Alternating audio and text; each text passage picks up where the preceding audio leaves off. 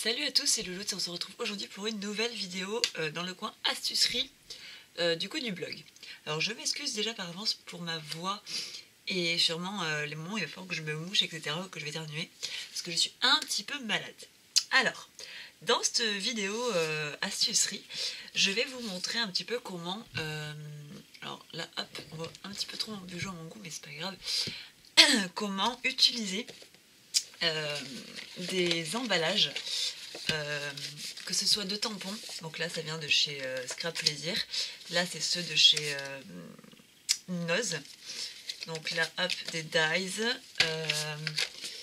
là on retrouve des boîtes de cookies, je vais utiliser aussi des boîtes de mouchoirs, etc., etc. Donc voilà, je vais vous montrer un petit peu comment on fait. Alors au tout début, je vous avais montré il y a quelques temps comment je réalisais en fait du coup des espèces de petits embellissements. Je crois que c'est la première ou deuxième vidéo d'embellissement maison. Comment j'utilisais en fait du coup des dies sur des emballages pour réaliser des tags, pour réaliser des bannières, même des petites plumes, etc. Donc là ce sont des morceaux d'enveloppe. Voilà, donc ça je vous avais déjà montré. Mais c'est pour ça que je vous le remonte là, parce que c'est vraiment le sujet de la vidéo, là cette fois-ci les emballages. Donc comme vous pouvez le voir, ça ressort vraiment très très bien. Alors est-ce que tu vas bien vouloir...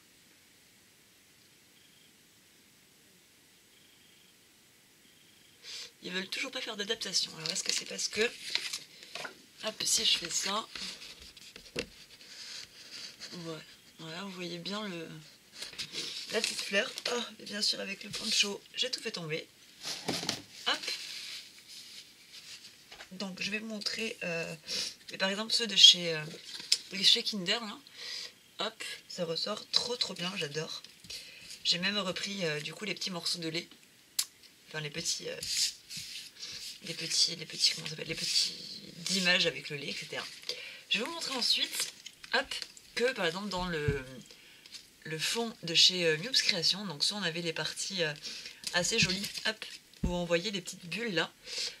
Donc j'ai fait des tampons dedans, mais j'en ai aussi fait, comme vous le voyez là, dans le rose. Donc j'ai fait des lettres, j'ai fait des petits tags, etc. Voilà. Mais on peut aussi, quand le fond est uni comme ça et vraiment rigide, réaliser du coup des fonds de cartes. Alors, j'ai découpé déjà au préalable, hop, un fond qui est le même que celui-ci, donc de chez Woodwar. C'est les tampons, hop, comme ceci. Voilà. Alors, je vais juste couper la vidéo 2 petites secondes. Donc, ce sont les fonds en fait de chez Woodwar que j'ai découpé au préalable, comme je vous disais, et que je vais tout simplement mettre sur un fond de carte. Alors comme vous voyez, j'ai pris les dimensions un tout petit peu plus grandes, comme ça nous fait une double bordure. Et bien entendu, vous pouvez prendre celle-ci, qui aurait très bien pu aller là. Hop, j'aurais même pu faire une carte un petit peu plus grande. Mais voilà, donc là, ça ce sont les stickers de chez Action, mais vous voyez que j'ai déjà aussi repris des petits morceaux de tag.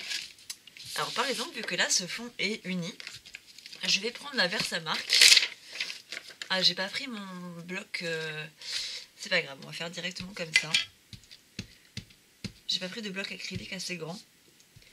Alors là, je tamponne du coup ma Versamark directement sur mon tampon, que je vais appliquer comme je le souhaite. Donc là, elle va partir comme ceci. Alors là, quand vous n'avez pas de bloc acrylique assez grand, moi je fais directement en fait sur l'emballage, enfin sur le papier. Hop. Alors là, je vais laisser maintenant sécher pour qu'il y ait juste une espèce de petit filigrane. Alors, je pense pas que vous le voyez très bien à la caméra. Non, peut-être pas. Il faut attendre un petit peu que ça sèche. Mais ça, je vous ferai une vidéo sur toutes les utilisations de la Versamark possibles. Donc, je vais juste récupérer une lingette. Hop. Voilà. Pour bien nettoyer mon petit tampon. Alors, comme vous voyez, en fait, ça me fait juste un petit filigrane. Alors, est-ce que vous le voyez bien ou pas? Oh, ça n'a pas trop l'air. Mais en gros, je sais même pas comment vous le montrer. Si, vous le voyez un tout petit peu. En fait, on voit juste le dessin de la feuille. Voilà, enfin de la fleur. Alors, une fois que c'est fait, votre fond n'est plus tout à fait uni. Alors soit vous en faites plusieurs, avec plusieurs motifs différents, soit vous la laissez comme ça. Je vais ensuite prendre certains, hop, de mes oh, je sais même plus comment on appelle ça, des tags, voilà. Et je vais juste le mettre là pour le premier. Donc je vais le mettre en relief. Je fais même tomber ma règle. Alors, on va le mettre en 3D. Hop.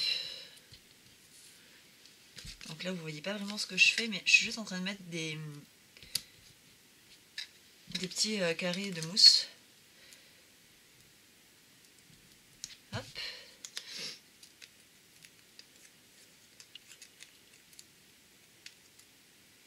Donc le premier va être tout basique, sans écriture, sans rien du tout. Et sur le deuxième, je vais en prendre un hop, qui soit assorti, donc comme celui-ci là. À moins que je rajoute peut-être, en plus de mon filigrane, parce que je trouve qu'il ne se voit pas assez, je vais rajouter un rose très pâle. Est-ce que j'ai ça quelque part?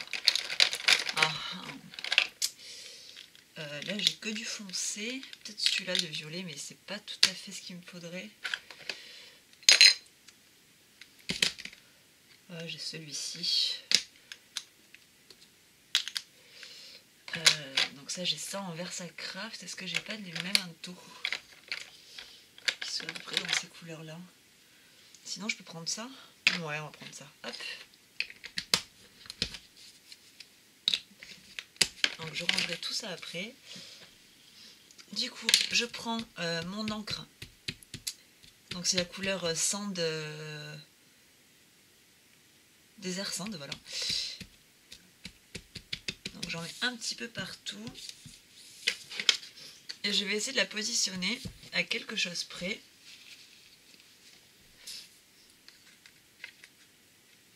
Pas tout à fait dessus parce que je veux que ça fasse un effet d'ombrage. Hop, excusez-moi pour le petit toussement. Hop. Voilà. Donc, on renettoie.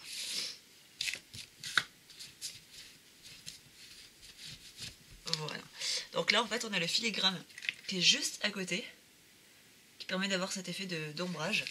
Alors vous, je pense pas que vous le voyez trop, mais on voit bien du coup le second. Et en dessous, là, je vais mettre du coup mon petit tag avec mon message. Alors, qu'est-ce que je peux mettre en message? Je vais voir sur ma planche favorite du moment, donc celle de Mewps. Qu'est-ce que je peux mettre? Je vais mettre amitié.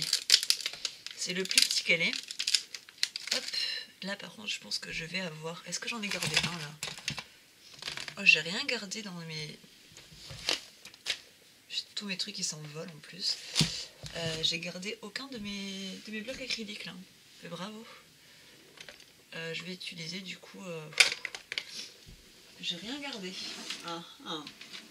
Ça m'étonne de moi, mais c'est possible, hein. Donc, je vais prendre le couvercle de ma boîte... là. Et je vais l'ancrer en noir avec de la Versafine pour que justement ça soit bien sur le... Hop, sur mon petit tag. Alors, hop, on va juste se moucher 2 petites secondes. Hop, donc... Alors ça va glisser un tout petit peu, je pense, avec cette matière.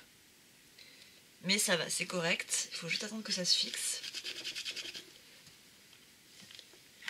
Hop.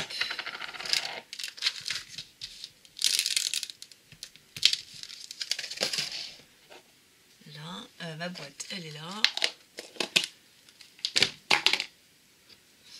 Voilà, donc faites attention que ce soit bien sec avant de mettre les doigts dessus.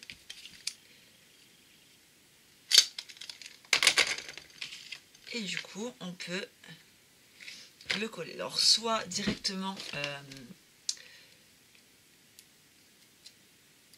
comment ça s'appelle, sur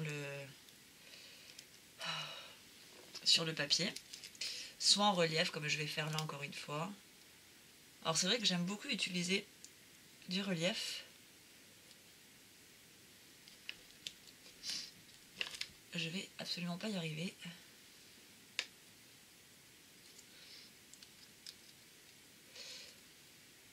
Parce que du coup ça donne du volume en fait à la carte.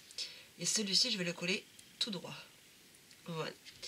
Donc là par exemple on a déjà le fond de la page. Il nous suffit juste sur notre papier qu'on a préparé tout à l'heure, le positionner dessus. Alors là je vais pas le coller tout de suite parce que celui-ci n'est pas sec. Mais du coup c'est vrai qu'avec un fond de page, un tampon, vous avez votre carte qui est quasiment prête. Et on a utilisé mais du coup des emballages. Voilà, donc j'espère que cette petite technique vous a plu. Pensez bien du coup à garder vraiment ces papiers là, vous voyez il est vraiment sublime celui-ci des stickers là. Et pareil pour ceux de chez Scrap Plaisir, moi j'aime beaucoup l'effet bois. Donc voilà, n'hésitez vraiment pas à les garder. Et puis voilà, donc je vous fais plein de bisous et à la prochaine, bye.